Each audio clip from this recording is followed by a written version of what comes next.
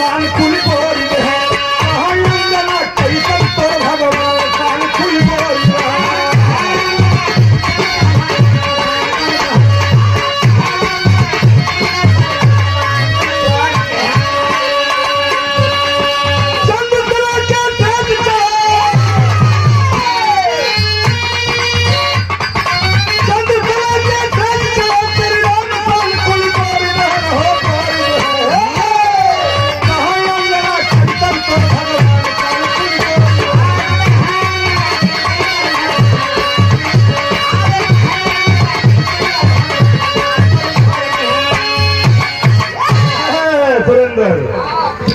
कहें कसम खाए थे राम कि मैं मर्यादा पुरुषोत्तम राम हूँ।